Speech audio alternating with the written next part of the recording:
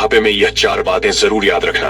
दोस्तों, अगर हम इस समय जवान हैं तो भी बुढ़ापा आएगा, अगर हम अमीर हैं फिर भी बुढ़ापा आएगा, गरीब हैं फिर भी बुढ़ापा आएगा, चाहे बुद्धिमान है या मूर्ख, एक ना एक दिन सभी को बुढ़ापा आना है। दोस्तों, बुढ़ापे में वे कौन सी 4 बातें हैं जो हम सभी को याद रखनी चाहिए? अगर हम इन 4 बातों को याद रखेंगे तो बुढ़ापे के समय हमें कोई दुख तकलीफ नहीं आएगी। तो चलिए साथ। जाता है कि होने के बाद मनुष्य चिड़चिड़ा हो जाता है, वैसा इन 4 बातों को हम एक कहानी के माध्यम से समझते हैं कि आखिर बुढ़ापे की वे कौन सी 4 बातें हैं जिन्हें प्रत्येक मनुष्य को याद रखनी चाहिए। तो दोस्तों, कहानी को शुरू करने से पहले इस वीडियो को लाइक करके चैनल को सब्सक्राइब कर दीजिए और बेल वाले आइकन को ऑल पर सिलेक्ट कर लें ताकि आपको इसी तरह की बुद्धा स्टोरी मिल सके। तो चलिए शुरू करते हैं। दोस्तों, बहुत समय पहले की बात है। किसी गांव में एक व्यक्ति रहा करता था। व्यक्ति बहुत ज्यादा अमीर था। अमीर होने के कारण उसके बहुत ज्यादा कारोबार थे और उसके कारोबार दूर दूर तक फैले हुए थे। जब उस व्यक्ति ने अपने व्यापार से बहुत सारा धन कमा लिया तो एक दिन उसके माता पिता ने अपने पुत्र से कहा, बेटा, तुमने अपने मेहनत से व्यापार तो खूब बढ़ा लिया और अपने व्यापार से धन भी काफी कमा लिया। अब हमारे घर में ईश्वर के दिया हुआ सब कुछ है, इसीलिए हम चाहते हैं कि अब तुम विवाह करके घर गृहस्थी को आगे बढ़ाओ। अब तुम्हारी विवाह योग्य उम्र भी हो चुकी है, तो इसलिए अब तुम्हें विवाह कर लेना चाहिए अपने माता पिता के। यह बात सुनकर वह लड़का कहने लगा कि अभी तो मुझे और ज्यादा पैसे कमाने हैं, अपनी जिंदगी में मुझे और ज्यादा सफलता हासिल करनी है और आप चाहते हैं कि मैं विवाह करके घर गृहस्थी में उलझ जाऊं? नहीं पिताजी, अभी मुझे विवाह नहीं करना है। पहले जो के साथ साझा करते हैं तो आपका ऐसा करना बिल्कुल भी उचित। मैंने सपने देखे हैं, उसे मैं पूरा कर लूं, उसके बाद ही वह विवाह के बारे में सोचूं। फिर उसके माता पिता ने समझाया कि पुत्र, शादी तो प्रत्येक मनुष्य को करना ही होता है, क्योंकि शादी के बच्चा पैदा होने के बाद ही वंश आगे बढ़ता है और संतान उत्पत्ति के बाद ही मनुष्य पर जो पितृऋण होता है वह उससे मुक्त हो पाता है। लेकिन बहुत सारे मनुष्य सोचते हैं कि अगर हमने शादी कर ली, हमारे ऊपर जिम्मेदारियां बढ़ जाएंगी, खर्चे बढ़ जाएंगे, हमारी आजादी समाप्त हो जाएगी, आने वाली लड़की हमारे ऊपर बोझ बन जाएंगी। तो ऐसा नहीं है। शादी हमारी जिंदगी की जरूरत है और हमारी पत्नी हमेशा हमारे साथ रहती है। जैसे शरीर को चलाने के लिए भोजन की आवश्यकता पड़ती है, जैसे भोजन करना हमारे जिंदगी के लिए आवश्यक है, उसी प्रकार शादी करना भी हमारे लिए बहुत जरूरी है, क्योंकि एक पत्नी ही होती है जो हमारे सुख दुख में, हर विपत्ति के समय में हमारे साथ खड़ी रहती है। लड़के ने जब अपनी माता पिता की इन बातों को सुना तो वह कहने लगा कि आप जो कह रहे हैं वह ठीक है, आप मेरे लिए कोई अच्छी सी लड़की तलाश करिए। जब तुम्हें कोई संस्कारी लड़की मिल जाए तो मुझे बता देना, मैं तुम्हारी पसंद की लड़की के साथ ही विवाह कर लूंगा। अपने पुत्र की यह बात सुनकर उसके माता पिता अत्यंत प्रसन्न हुए और अगले दिन ही अपने पुत्र के लिए पास के ही गांव में लड़की पसंद करने चले गए। जब लड़की पसंद आ गई तो उन्होंने तुरंत पंडित जी को बुलाया और शादी का दिन तय करा लिया। रिश्ता पक्का करने के बाद लड़के के माता पिता अपने पुत्र की विवाह की तैयारी करने लगे। कुछ दिन बाद ही शादी का दिन नजदीक आ गया। उस लड़के के घर पर दूर दूर से नाते रिश्तेदार आने लग गए। लड़के के माता पिता ने खूब धूमधाम से अपने पुत्र का विवाह किया और एक नई बहू को लेकर अपने घर में आ गए। सुंदर और संस्कारी पत्नी पाकर लड़का बहुत प्रसन्न था। साथ में लड़के के माता पिता भी बहुत खुश थे। इस प्रकार अपने पुत्र और बहू के साथ वह दंपति अपना जीवन गुजारने लगा। धीरे धीरे करके समय बीतने लगा और समय बीतने के साथ जो लड़के के माता पिता थे उनकी उम्र ढलने लगी। समय के साथ वे दोनों बूढ़े होने लगे। फिर लड़के के माता पिता ने अपने लड़के और बहू को पास बुलाया और उनसे कहने लगे, बेटा, आज जो बातें हम तुम्हें बताएंगे वो बातें तुम्हारी जिंदगी में हमेशा काम आएंगे, इसलिए इन बात को बड़े ध्यान से सुनना। और ऐसा कहकर उन्होंने बताना शुरू किया कि तुम्हारे सामने जीवन में कैसी भी परिस्थिति आए, हमारी इन बातों को कभी मत भूलना। तुम दोनों एक दूसरे के साथ सदैव साथ रहना और किसी भी परिस्थिति में एक दूसरे के साथ कभी विश्वासघात मत करना। कोई ऐसा कार्य मत करना जिससे दूसरों के लिए तकलीफ पहुंचे और आप लोगों से जितना भी हो सके सदा दूसरों को मदद ही करना, क्योंकि मदद करने से कभी कोई गरीब नहीं होता, बल्कि जो मदद करता है वह और ऊंचाइयों पर पहुंचता है। जब उस लड़के ने और उसकी पत्नी ने सास ससुर की इन बातों को सुना तो वे दोनों कहने लगे कि आप लोग चिंता ना करें, हम आपके बताए हुए मार्ग पर ही चलेंगे और हम दोनों पति पत्नी आपके सिद्धांत पर ही चलते हुए अपना जीवन व्यतीत करेंगे और आपको कोई शिकायत का मौका नहीं देंगे। तो दोस्तों, इस प्रकार वे सभी लोग मिलजुल कर अपना जीवन व्यतीत करने लगे। धीरे धीरे समय बीतता चला गया। वह लड़का और ज्यादा अमीर होता चला गया। समय के साथ उसकी माता पिता अब पूरी तरह से बूढ़े हो चुके थे। बाल सफेद हो गए थे, शरीर दुबला पतला हो गया था और जैसा अक्सर देखा ही उनका स्वभाव हो गया था। लड़के के माता पिता भी बूढ़े होने के कारण सारा दिन तरह तरह की बातें करते रहते थे। उनका यह व्यवहार लड़के की पत्नी को रास नहीं आता था और वे नाराज हो जाती थी। उसकी नाराजगी के कारण था कि उसके सास ससुर बार बार किसी न किसी बात को लेकर उससे झगड़ने लग जाते थे। ऐसे में जब उसका पति शाम को घर आता तो वह उसे बताती कि आपके माता पिता रोज किसी न किसी बात को लेकर मुझसे झगड़ा करते हैं। अगर तुम्हारी माता पिता की ऐसे ही हरकत रही तो मैं एक दिन इस घर को तुम्हें छोड़कर अपने पिता के घर चली जाऊंगी। पत्नी की ऐसी बातें सुनकर लड़का अपने माता पिता को समझाता है कि आप अपने बहू के साथ ऐसा व्यवहार क्यों करते हो, तो वह लड़के से कहते हैं कि झगड़ा हम नहीं बल्कि तुम्हारी पत्नी करती है, वही हमसे लड़ती है। इस तरह दोनों एक दूसरे पर आरोप प्रत्यारोप लगाते हैं। किसी तरह लड़का दोनों को समझाता है, लेकिन माता पिता तो बूढ़े हो चुके थे। कुछ समय तो उन्हें याद रहता, लेकिन दूसरा दिन लगते ही वे अपने पुत्र की बातों को भूल जाते और फिर से वही सब कुछ करने लगते। कुछ दिन जब ऐसा ही चलता रहा तो घर के इन लड़ाई झगड़ों से वह लड़का बहुत ज्यादा परेशान रहने लगा और साथ में उसकी पत्नी भी रोज रोज की लड़ाई झगड़ों से तंग आ चुकी थी। कुछ दिन तो उसने अपनी सास ससुर की इस व्यवहार को बर्दाश्त किया, लेकिन जब उसकी सहन शक्ति जवाब देने लगी तो एक दिन वह लड़की अपने पति और ससुराल को छोड़कर अपने मायके यानी पिता के घर चली आई। जब लड़की के माता पिता ने अपनी पुत्री को अकेला आता हुआ देखा तो लड़की के माता पिता ने पूछा, बेटी क्या बात है, तुम अकेले ही कैसे आ गई और तुम्हारे साथ दामाद जी क्यों नहीं आए? तब उस लड़की ने पूरी घटना अपने माता पिता को कह सुनाई। लड़की के मुख से ये बातें सुनकर पिता कहने लगे कि इस बारे में तुम्हें दामाद जी से बात करनी चाहिए थी। अपने पिता की यह बात सुनकर वह लड़की कहने लगी कि मैंने उनसे कहा था, उन्हें भी सारी बातें बताई थी, उन्होंने भी अपने माता पिता को समझाया था, लेकिन वे किसी की नहीं सुनते।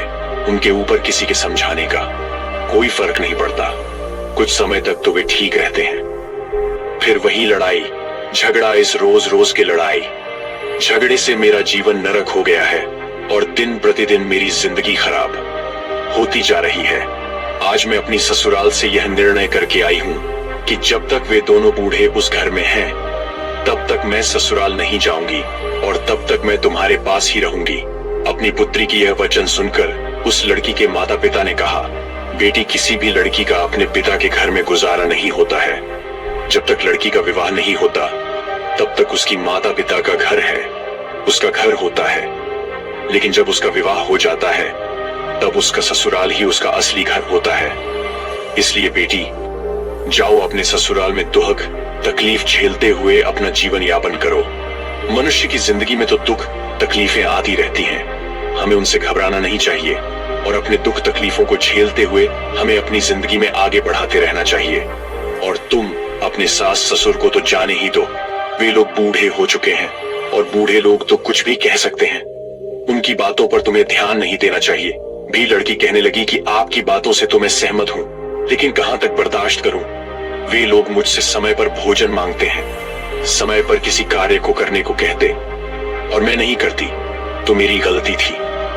मैं उनका हर काम समय पर करती हूँ, फिर भी वे लोग मुझे भला बुरा कहते हैं और मुझे तरह तरह के ताने देकर प्रताड़ित करते हैं। यही नहीं, मेरे बारे में लोगों से तरह तरह की बातें करते हैं। वे लोगों से कहते हैं, हमारे घर में जो बहू आई है उसका चाल चलन ठीक नहीं है, हमारा लड़का इतना कमाता है फिर भी हमारी बहू हमें कुछ खाने को नहीं देती।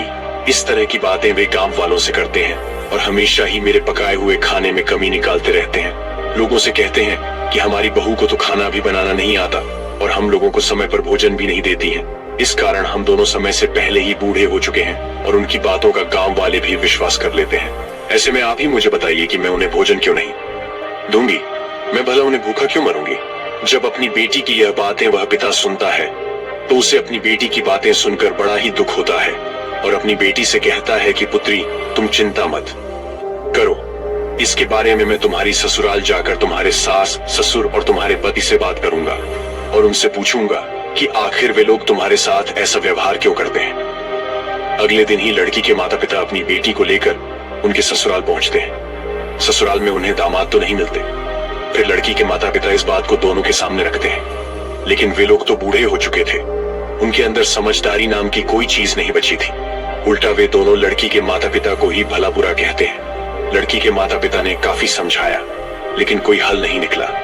जब बातचीत से कोई हल नहीं निकला तो लड़की के माता पिता अपनी बेटी को लेकर उदास मन से अपने घर के लिए वापस लौटने लगते हैं। जब वे वापस लौट रहे थे तो उन्हें रास्ते में एक व्यक्ति दिखाई देता है, जिनके एक हाथ में कमंडल था और उनके बड़े बाल बिल्कुल सफेद और लंबीदार ही थी और मुख पर एक अलग ही तेज थी।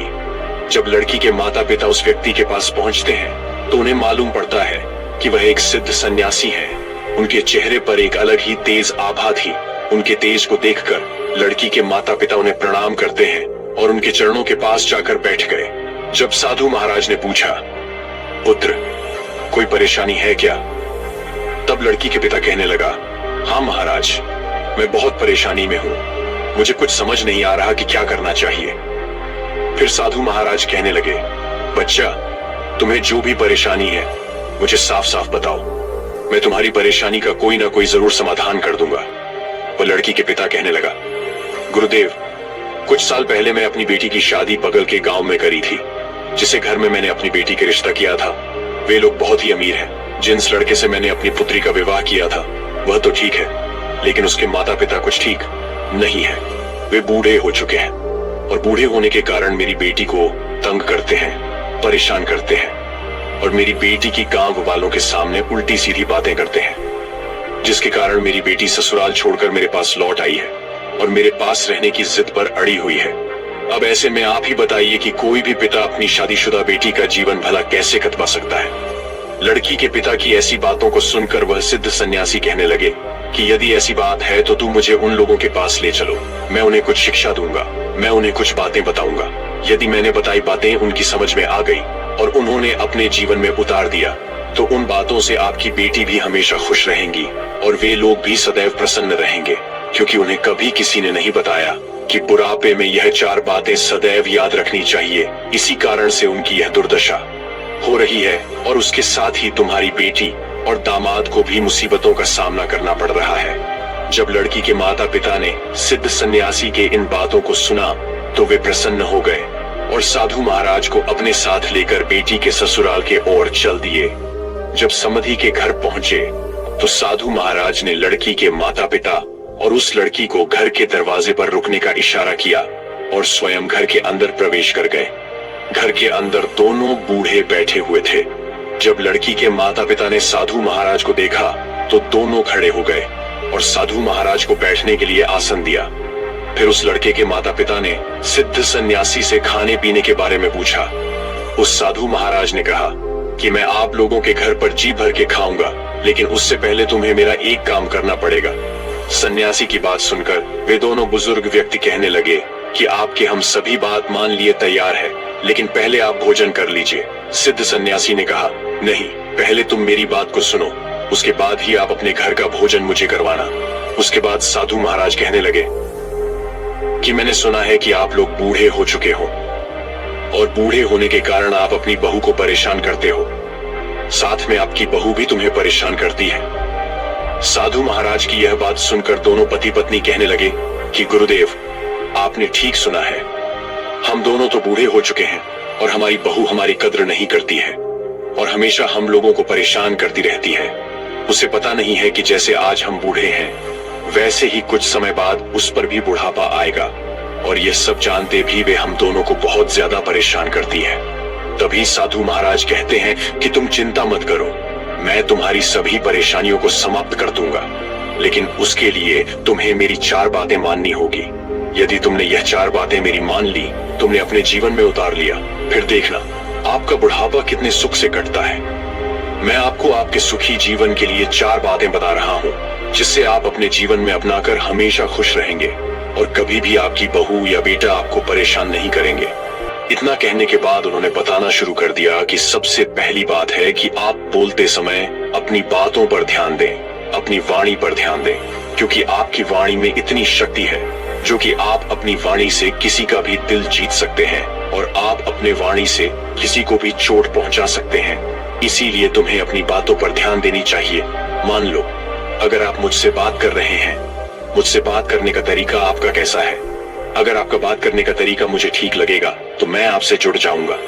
यदि आपका बात करने का तरीका मुझे ठीक नहीं लगेगा तो मैं हमेशा के लिए आप लोगों से जुदा हो जाऊंगा। इसीलिए मैं ये बताना चाहता हूँ कि आप अपनी बातों पर ध्यान दें, क्योंकि बोलने से पहले 1000 हर बार सोच लेनी चाहिए कि मैं जो बात बोल रहा हूँ उससे अगले व्यक्ति को क्या नुकसान पहुंचने वाला है, या फिर उन बातों से सामने वाले को क्या फायदा होने वाला है। उसी के अनुरूप दूसरों के सामने हमें अपनी बातों को रखना चाहिए। मैं जानता हूँ कि मनुष्य जब बूढ़ा हो जाते हैं तो इंसान के शरीर में तरह तरह की बीमारियां होती हैं। वह बोलता तो ठीक है, लेकिन उन्हें पता ही नहीं चलता है कि मैं क्या बोलता है। लेकिन आप अपनी बातों पर हमेशा ध्यान दें कि हम लोगों से बातें करें। जब दोनों दंपति ने साधु महाराज के इस बातों को सुना तो दोनों कहने लगे, गुरुदेव, ठीक है, आज से हम दोनों पति पत्नी अपनी बातों पर ध्यान देंगे, लेकिन दूसरी कौन सी बातें हैं वह भी हमें बताइए। तब साधु महाराज कहने लगे कि उचित समय पर ही हमें कोई वस्तु को मांगना चाहिए। जैसे अगर आपको भूख लगी है और उस समय आपकी बहू खाना बना रही है, यदि उस समय आपने भोजन मांगा तो वह भोजन कहाँ से दे पाएगी? उस समय तो भोजन बनाया जा रहा है। मान लो अगर आपकी बहू किसी समय स्नान कर रही है और उस समय आप किसी वस्तु की मांग कर रहे हैं, किसी सामान को मांग रहे हैं, तो वह उस अवस्था में उस वस्तु को देने के लिए आपके पास तो नहीं आ सकती, और आप उन बातों को लेकर उससे झगड़ने लगे तो आपका ही व्यवहार ठीक नहीं है। आपको यह समझना होगा कि बुढ़ापे में और जवानी में अंतर होता है। जवानी में हम दूसरों के लिए कमाते हैं, इस कारण दूसरों पर हमारा अधिकार होता है। जवानी में हम अपने आप में होते हैं। जवानी में हम जो भी मांगते हैं वही हमें मिलता है, लेकिन बुढ़ापे में हम दूसरों के सहारे हो जाते हैं और दूसरा व्यक्ति पहले अपने काम करेगा और काम समाप्त होने के बाद वह उस वस्तु को हमारे पास लेकर आएगा। इसलिए हमें धैर्य बनाए रखना चाहिए। ऐसा नहीं है कि हमने अपने जबान से किसी बात को निकाला और तत्काल वह हमारे सामने आ जाए, कभी नहीं हो सकता। और यह भी ध्यान रखें कि अगर बहू कहीं पर गई हुई है या किसी काम में व्यस्त है और आप लोगों की आवाज उसके कानों में नहीं पड़ रही है और ऐसे में आप अपनी बहू से किसी वस्तु की मांग कर रहे हैं, तो समय आपके पास उस वस्तु को कैसे पहुंचाएगी? या उसकी तबीयत खराब है और उसकी तबीयत इतनी ज्यादा खराब है कि वह बिस्तर से भी उठ नहीं सकती, और ऐसे में आप किसी वस्तु को अपनी बहू से मांगते हैं, तो ऐसी स्थिति में वह उस वस्तु को आप लोगों के पास कैसे लेकर आएगी? और आप लोग इन बातों को लेकर अपनी बहू से नाराज हो जाते हो कि आपकी बहुत हो, आपकी बातों को सुनते ही नहीं। ये गलत बात है। आप लोगों को देखना चाहिए कि आपकी बहू आपकी आवाजों को सुन भी पा रही है या नहीं। और जिस समय आप किसी वस्तु की मांग कर रहे हैं उस समय आपकी बहू कहाँ पर है, और जो भी सामग्री आप उससे मांग रहे हो क्या वह सामग्री आपके घर में उपलब्ध है भी या नहीं है।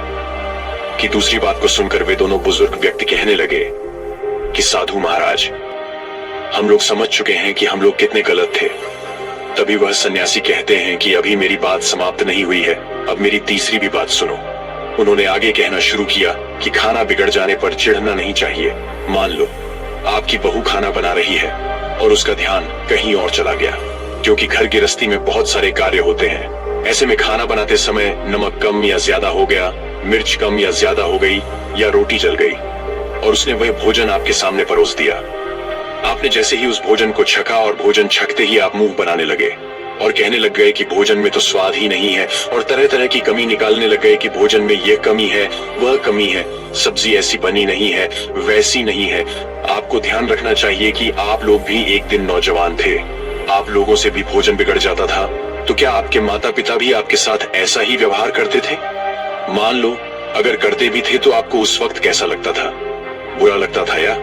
आपके माता पिता आपसे ऐसी बातें कह रहे हैं कि आपको भोजन बनाना नहीं आता, इसमें यह सामग्री कम है, बस सामग्री कम है, आपको तभी बुरा लगता था।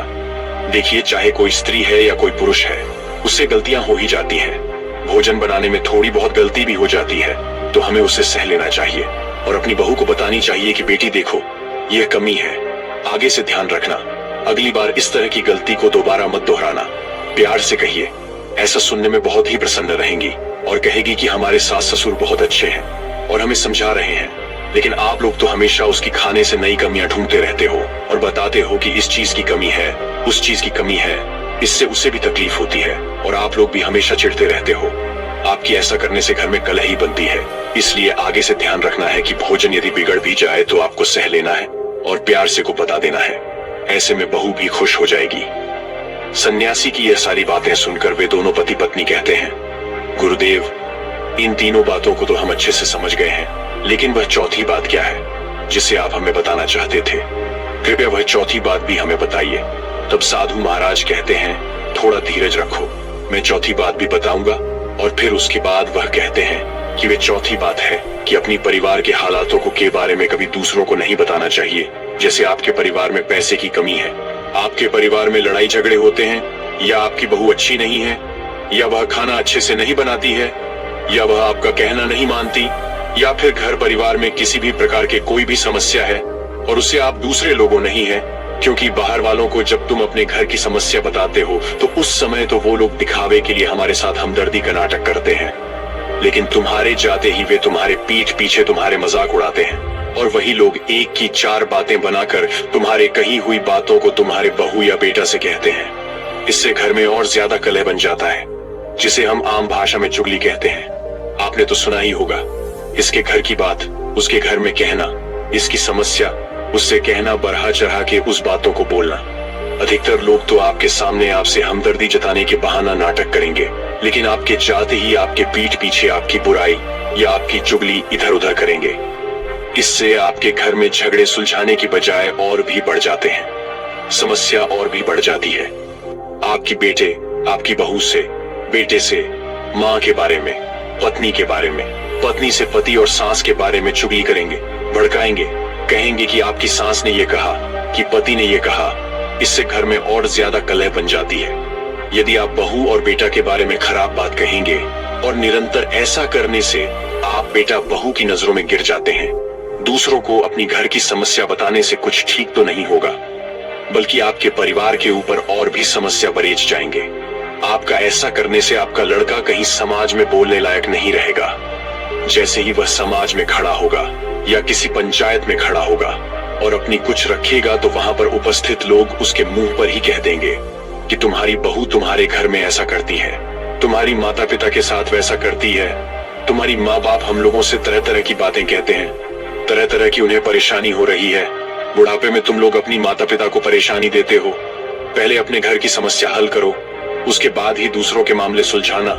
इसलिए ध्यान रहे कि आपके घर में कोई भी समस्या हो, उसे बाहर के लोगों के साथ कब भी साझा मत करो, नहीं तो वे लोग उस मौके के फायदा उठा के आपके घर को बर्बाद कर देंगे, जिसके कारण आप लोग हमेशा ही दुख झेलोगे।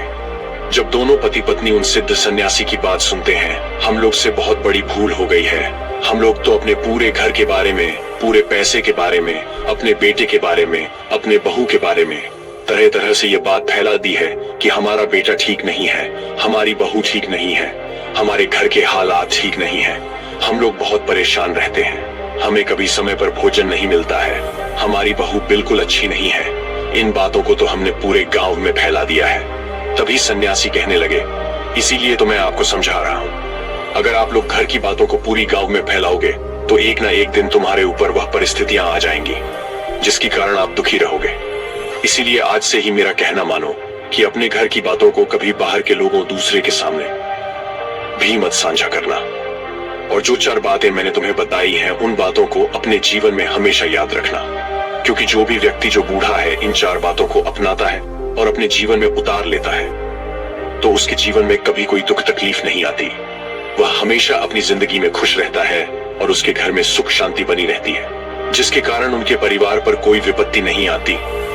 पीछे से सारी बातें उनकी बेटा और बहू सुन रहे होते हैं। यह 4 बातें समाप्त होने के बाद उसका बेटा और बहू सिद्ध सन्यासी के पास आते हैं और उनके चरणों में प्रणाम करते हैं। तभी वह सिद्ध साधु महाराज कहते हैं, आप लोग भी कुछ बातें सुन लो जो आपके जीवन में हमेशा काम आएंगे। इतना कहकर साधु महाराज उन दोनों पति पत्नी को समझाते हुए कहते हैं कि बेटे यह ध्यान रहे, उसके घर में उसके बुजुर्ग माता पिता हैं और उन्होंने उसे कुछ कह दिया है या उन्होंने ऐसी कुछ बात कह दी है जिसे सुनकर आपको बुरा लगा है, तो जवान बच्चों को यह समझना चाहिए कि अब वे बूढ़े हो चुके हैं। बूढ़े होने के कारण उनकी जुबान फिसल जाती है और जवानी के उपेक्षा में दिमाग थोक कम चलता है और उन्हें खुद पता नहीं होता कि वे क्या बोल रहे हैं और क्या नहीं बोल रहे हैं। उनकी इन बातों को लेकर कभी चिंता नहीं करनी चाहिए। और ध्यान देनी चाहिए कि यह बूढ़े लोग हैं, ये कुछ भी बोल सकते हैं। इनकी बातों पर जो भी व्यक्ति ध्यान देता है वह हमेशा ही खुद परेशान रहता है और साथ में उसकी पत्नी भी परेशान रहती है और उसके परिवार वाले भी परेशान रहते हैं, क्योंकि बुढ़ापे में कोई भी इंसान कोई भी बात बोल सकता है और कहीं भी जा सकता है और कहीं भी जा सकता है और उसे खुद पता नहीं होता है मैं क्या बोल रहा हूँ और क्या कर रहा हूँ।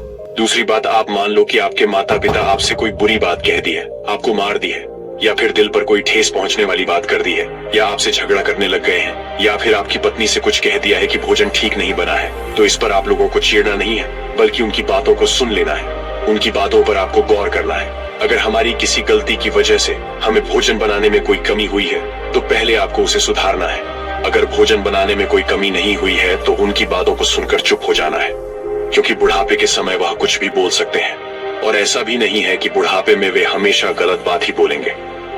अगर आप लोग कोई गलत कार्य करते हो तो वह जरूर रोकेंगे, क्योंकि आप लोगों से ज्यादा वे लोग जिंदगी जी चुके हैं। उनके पास आप लोगों से ज्यादा अनुभव है। उन्हें पता है कि कौन सा कार्य आपके हित में है और कौन सा कार्य आपका अहित करेगा। ऐसे में जब आप कोई कार्य कर रहे हैं और आपके बुजुर्ग उस कार्य को करने से रोक रहे हैं तो तुम्हें उनकी बातों को अनसुना नहीं करना चाहिए, क्योंकि वे अनुभव के आधार पर ऐसा कहते हैं। उन्हें पता है क्या करने से आपका फायदा होगा और क्या करने से आप मुसीबत में पड़ जाओगे। आपकी दुर्दशा ना हो इसलिए वे मना करते हैं। बहू और बेटों को भी यह समझना चाहिए कि किसी के पिता बुढ़ापे के समय में कुछ भी कह सकते हैं। हमें उनकी बातों का बुरा नहीं मानना चाहिए, क्योंकि बूढ़े व्यक्ति की बुद्धि में और छोटे बच्चे की बुद्धि में ज्यादा अंतर नहीं होता है। वे हमें कुछ भी कह सकते हैं। कहा जाता है कि बुढ़ापा बालपन का दूसरा रूप है, तो इसीलिए अगर वह हमसे ढाते हैं या हमें गाली भी देते हैं तो हमें सह लेना चाहिए और उनसे झगड़ना नहीं चाहिए, नहीं तो हमारी जिंदगी में परेशानियां बढ़ती चली जाएंगी। तो दोस्तों, उम्मीद है कि आपको यह कहानी पसंद आया होगा। गौतम बुद्ध हमेशा ही सही समय पर प्रवचन देने पहुंच जाया करते थे। वह आज तक कभी देर से नहीं आए थे और न ही उनकी वजह से आज तक किसी को इंतजार करना पड़ा था।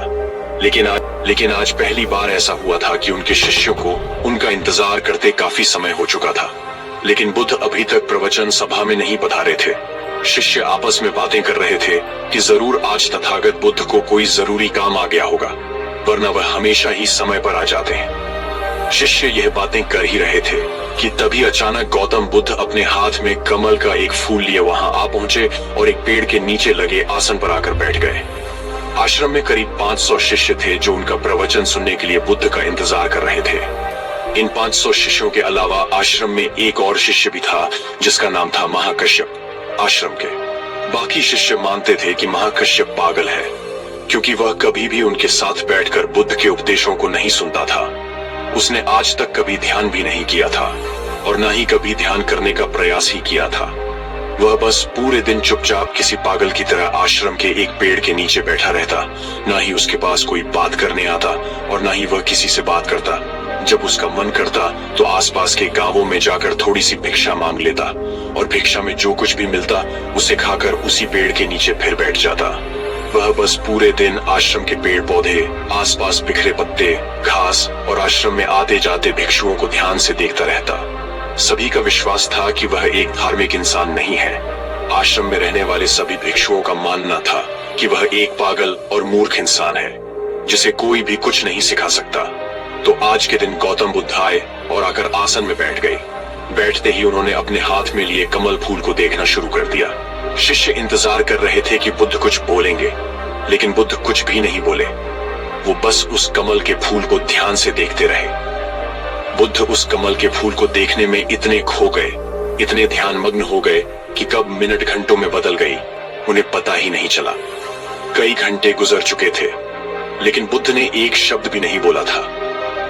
वो बस उस कमल के फूल को देखे जा रहे थे। अब वहां बैठे 500 शिष्यों के अंदर जोरों की बेचैनी मचने लगी। सभी इंतजार करते करते परेशान हो चुके थे। तभी अचानक वहां बैठे भिक्षुओं को पीछे से किसी के जोर से हंसने की आवाज आई। उन्होंने पीछे मुड़कर देखा तो उनके आश्चर्य का ठिकाना न रहा। महाकश्यप बुद्ध की तरफ देखकर जोर जोर से हंस रहा था। इतने सालों में लोगों ने आज उसे पहली बार हंसते हुए देखा था। इससे पहले वह कभी ना हंसा था, वो भी इतनी अद्भुत हंसी। लग रहा था मानो सारा ब्रह्मांड उसके साथ हंस रहा हो। उसकी भयंकर हंसी पूरे आश्रम में गूंज रही थी और वह बस हंसे जा रहा था। भिक्षुओं ने बुद्धि की तरफ देखा। वह अभी भी उस कमल के फूल को ही देख रहे थे और उनकी आंखों से आंसुओं की धारा बहे जा रही थी। थोड़ी देर बाद महाकश्यप ने हंसना बंद कर दिया।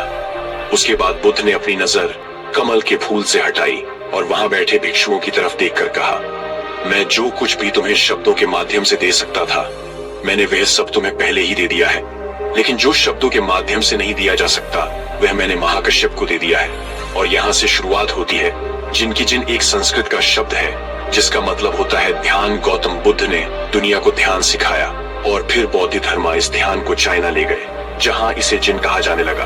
फिर चाइना से होते हुए ये जिन परंपरा जापान, कोरिया और दक्षिण पूर्व एशिया के कई देशों में फैल गई। जिन आत्मज्ञान प्राप्त करने का एक बहुत ही अजीब लेकिन अद्भुत तरीका है, क्योंकि इसमें किसी भी तरह की कोई बाधा, कोई बंधन नहीं है। क्योंकि इस परंपरा का ना तो कोई निश्चित विज्ञान है, ना कोई शिक्षाएं, ना कोई ग्रंथ और ना ही कोई निश्चित अभ्यास करने की विधि।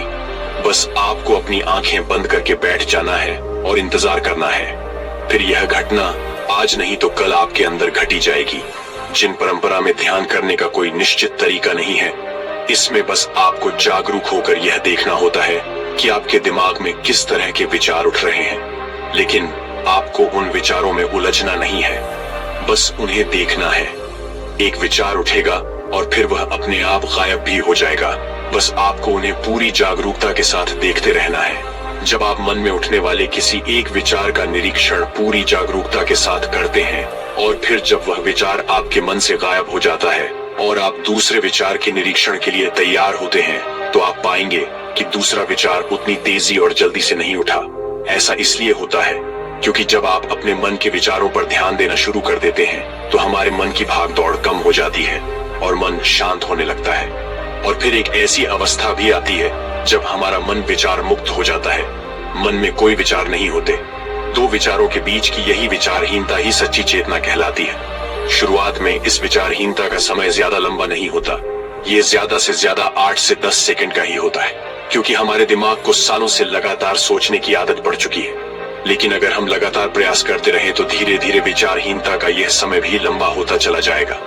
और ये समय जितना लंबा होगा उतना ही हम जिनको समझ पाएंगे, ध्यान को समझ पाएंगे और उतना ही हम खुद के और करीब होते चले जाएंगे। वीडियो को लाइक और चैनल को सब्सक्राइब करना ना भूलें। और अंत तक वीडियो में मेरे साथ बने रहने के लिए मैं आप सभी का दिल से बहुत बहुत धन्यवाद करता हूँ। तो चलिए मिलते हैं ऐसी किसी और नई वीडियो में। तब तक के लिए अपना ख्याल रखें। धन्यवाद। नमो बुद्ध।